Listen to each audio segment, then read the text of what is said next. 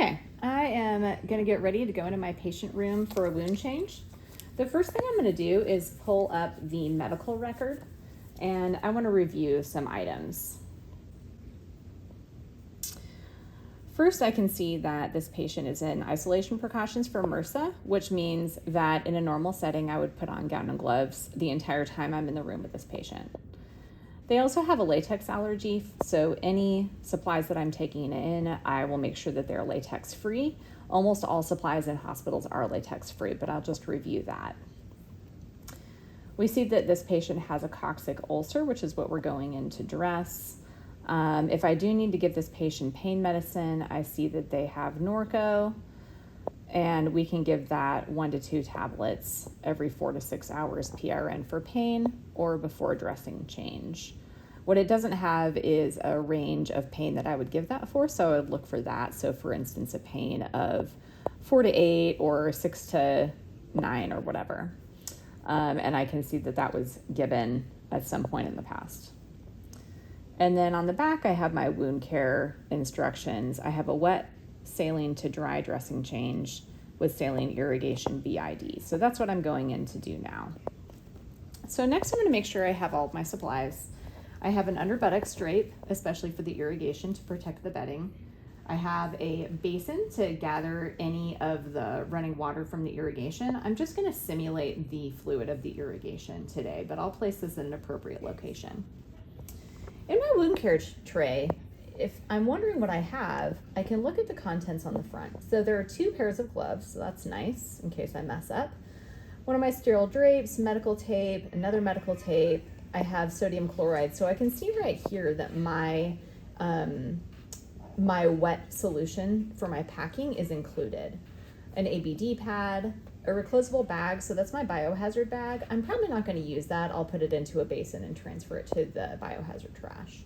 I've got 10 gauze sponges and a rolled bandage that I'm going to be using for my packing. I also have a label and a measuring device. I am also taking in a cotton tipped applicator because that helps me measure the depth, and this type has a ruler on it. And I'm going to take in my irrigation tray. This tray, as you can see in the contents, has the tray, a container, syringe, protector cap, drape, which I think is not in this one, and an alcohol prep bag, which is also gone. So if I was really going to use my saline for irrigation, I would need to make sure that I had a large enough saline bottle to go in and irrigate with. But I don't have that right now, but it would be an extra bottle to the side. All right, well, I think that I have all of my supplies. So I'm gonna get ready to go in and change my dressing for my patient. So I'm gonna wheel this in from outside. Hi, my name's Meg. I'm here to do your dressing change. Can you confirm your name and date of birth? And the patient would say their name and date of birth. Any allergies? Yes, I'm allergic to latex. All right, nice to meet you, Mr. Wilson. I'm gonna go ahead and clean my hands, and this is when I would don my contact precaution gown and gloves. I am gonna go ahead and wait and do that later. I am ready to do your dressing change. Can you rate your pain for me on a scale of 0 to 10? So if my patient rated it high enough and desired pain medications, I would go ahead and administer that and give them time to set in before I come back. So I would usually, if I need to give pain medication, I would wait at least 30 minutes, probably closer to an hour though. As it is, we're gonna say that this patient is ready to go for me. Excellent, Mr. Wilson. So I'm just gonna come to bedside. I've got all my supplies, and I'm gonna start to get you set up.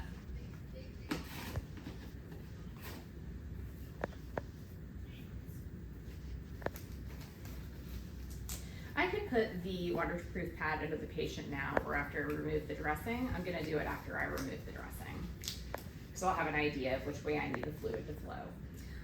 So here's my waste basin.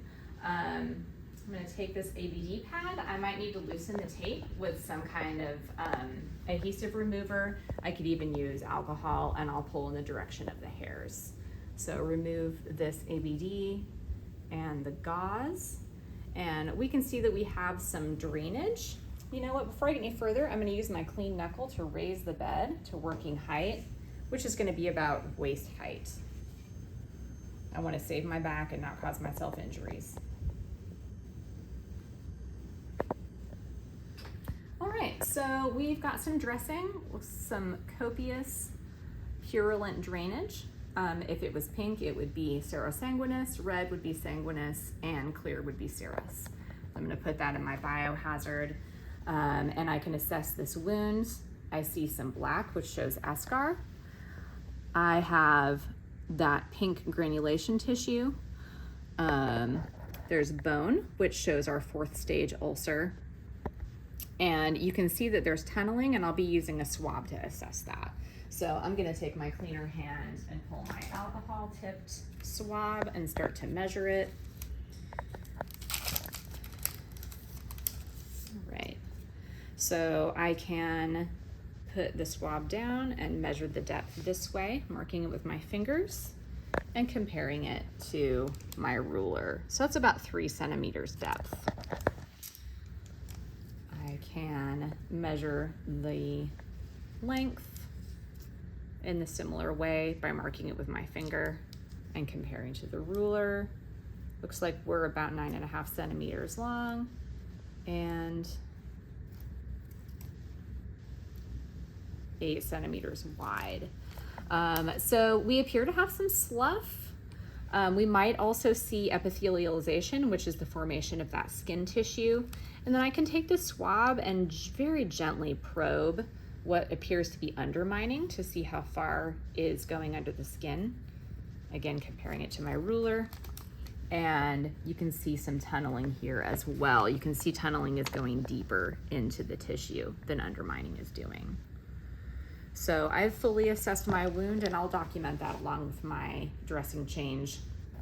I have been touching this wound, and so I'm gonna go ahead and change my gloves and perform some hand hygiene before I go ahead and irrigate. All right, Mr. Wilson, I'm gonna get that waterproof pad under you so we can irrigate you. Are you still doing okay? Great.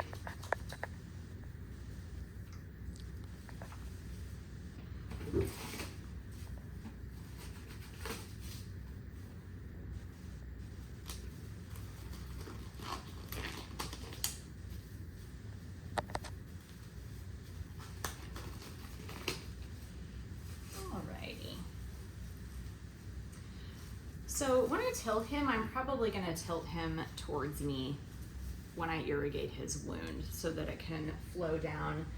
Ideally, we want it to flow in a way that's dirty to clean, but really gravity and a patient's mobility are going to be good predictors of how well this is going to go. So I'm going to open my irrigation tray, and I'm going to go ahead and pull this wrapper off so it's not flopping around. And have this, and then there is actually a drape in here if I wanted to use that, but I'm happy with what I have. So I would remove this piston syringe, pour in irrigation solution, and go ahead and draw it up. Oh. Okay, hopefully that works. All right, Mr. Wilson, I'm gonna have you tilt towards me, and I'm gonna be irrigating your wound. So I'm gonna keep the tip an inch away from the wound itself. Go. And I will irrigate until this is running clean. Obviously, it's gonna be a challenge to get that tunneling and undermining clean. If I needed to drop more, I would go ahead and drop some more at this point until this fluid is running clear. All right, so I'm gonna move these to the side because I'm done with them. And since I am gonna have to prepare a sterile tray, I'm gonna make sure my hands are as clean as possible. So I will do a glove change with hand hygiene. So I raised the bed to my working height, and I need to go ahead and raise this table as well because I cannot be bending over this table while I work. That will contaminate my field. So I'm gonna move my orders and my hand sanitizer and raise this up so I'm not bending over it. I will go ahead and apply gloves. You can also open sterile trays with clean hands as well.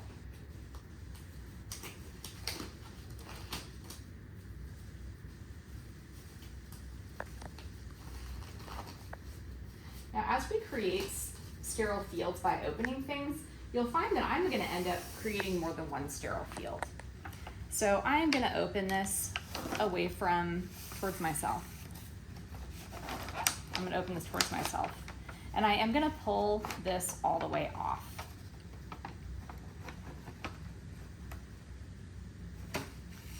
The inside of my tray is sterile. The inside of this label is sterile, so I'm actually gonna reserve that in case I need it later as a clean surface.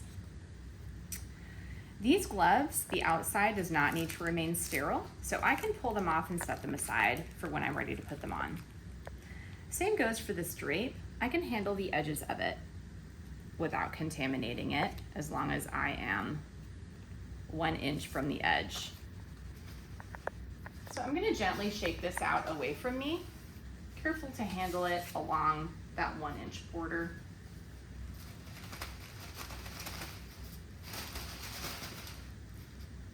Oh, it's going great. Okay. So you can see how that was folded up on itself. That's the sterile side. Okay. So I can, pulling this basin from the outside, very gently dump this onto my field. I was supposed to be 6 inches above the field. I was worried things would roll off, so that's always a concern. And I think I have gotten to the point, this is all needs to remain sterile, and I don't have sterile gloves on yet, so I'm ready to go ahead and put my gloves on. Without turning my back on my field, I'm gonna dispose of my gloves, perform hand hygiene. Bystander, can you hand me my, thank you. As you can see, we have to get creative when we're solving these problems of sterility, is things don't always go perfectly, and we can use the resources at hand. Sometimes that means asking for help and an extra set of hands, and sometimes that means using some extra materials. So we need to be able to improvise. All right, I am going to apply my sterile gloves now, and I am going to do that on the bed. That is something that is commonly done. I wouldn't be concerned about doing it.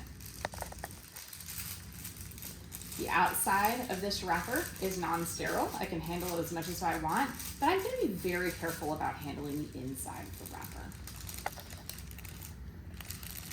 I'm still working with the outside of the wrapper and the outside. So I have created a new sterile field here, which means I can only handle it 1 inch from the border. Okay, and that's nice and flat for me now. My hands have dried from my hand sanitizer, so I'm ready to go. Handling from only the inside of the glove with my bare skin, I'm gonna pick my glove up and I'm gonna gently insert my hand into it, keeping a firm hold on that cuff so it doesn't get away from me. I am gonna stop here because in order to pull the cuff down more, I would have to touch the outside sterile side of that glove, which I cannot do with my bare hand. So now I can move on to my next glove. I'm gonna carefully thread my fingers between the cuff and the glove itself, as far down as I can get them. Again, I need to have a firm hold on this glove. Now, working from the inside of the glove with my bare hands, I'm gonna insert my hand, keeping that firm hold on the glove. All right, I got that all the way down. So now, working from the outside of my other glove, I can pull this down as well.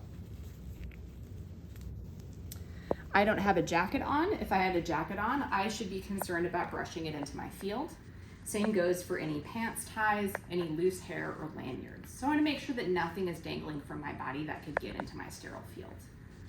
I'm a little bit far away from my patient, so I'm going to use my foot to pull this table towards me. So here's the thing about sterile fields. My hands are sterile, the field is sterile. I can touch anything in this field.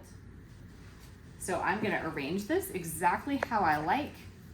I'm gonna unwrap all my wrappers because I have 2 sterile hands and I can touch this all I want to. So I'm gonna make it exactly how I want it and make sure that I have all of my supplies.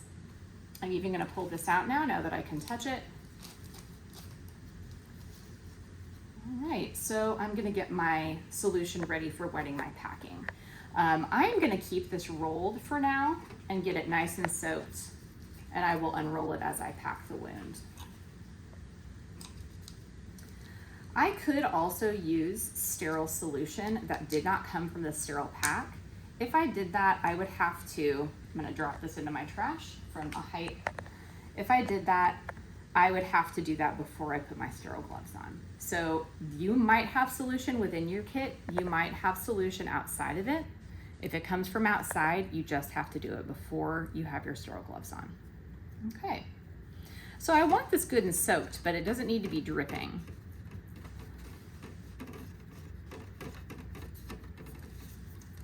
So I'm gonna get that nice and soaked and then squeeze it out.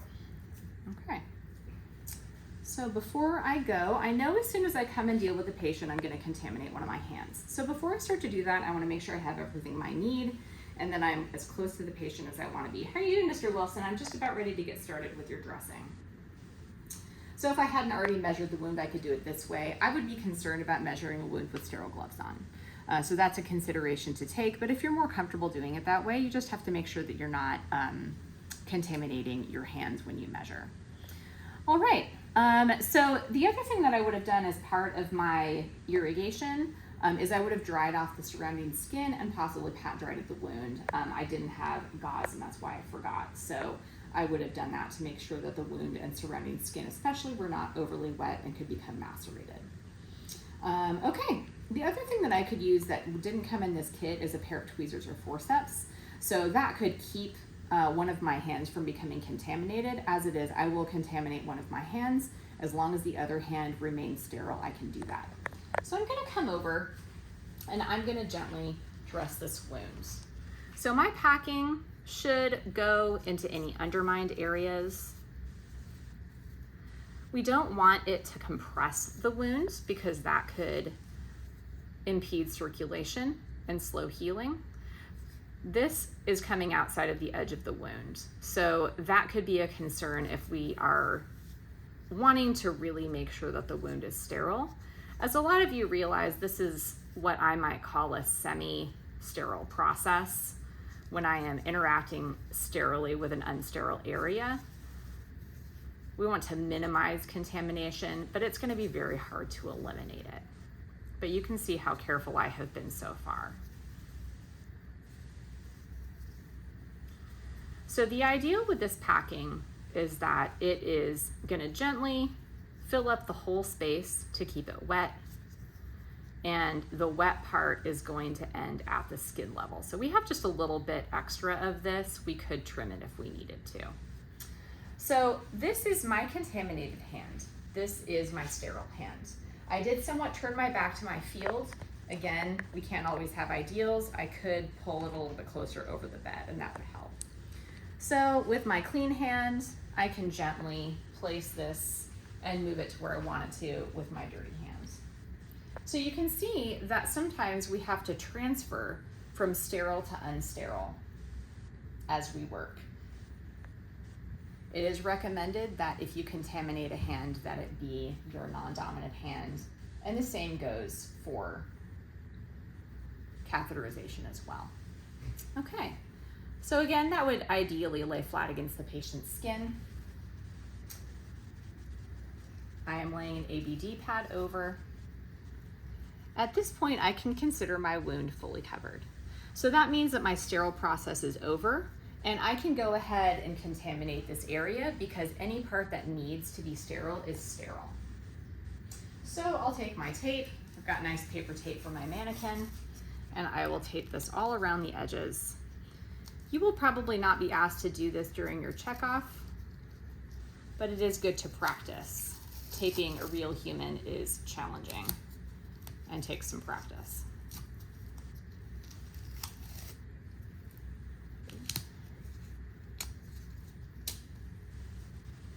Yep.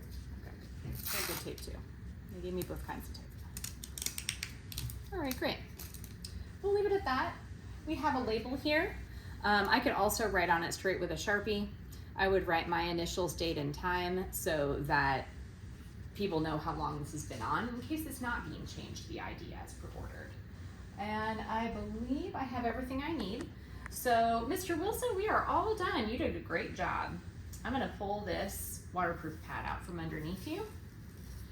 I could change my gloves now, or I could do it in a moment. It kind of just depends on how dirty they got in the process of this. I'm not trying to keep them sterile anymore, but if I had gotten body fluids on it, I would go ahead and change them immediately and perform hand hygiene. So, Mr. Wilson, you did fantastic. Is your pain still okay? Let me know if you want me to bring you some pain meds. And this patient, it's going to be important to reposition them every 2 hours to make sure that we're not causing this sore to be worse. We're not going to be putting pressure on it or as little as possible. And we don't want to create new bed sores or new pressure ulcers. So I will go ahead and remove my PPE. I didn't put it on or mention it, but I really want to use eyewear when I am irrigating. Anytime that you're exposing yourself to splashes is when you need to protect your eyes. In reality, that's going to be quite a bit in the hospital setting. It is a protection that you're entitled to. All right, the bed rail is up, the bed is down, and I would also ensure that the patient has his call bell at his bedside. I will clean up everything, making sure that my soiled dressing goes into the biohazard. After touching this, I would have to clean my hands again before leaving the room, but I won't repeat that again. So I would make sure that this is all cleaned up and in biohazard as appropriate. And I am done with this skill. Mr. Wilson, you have a good day, and hit your call bell if you need me at any point.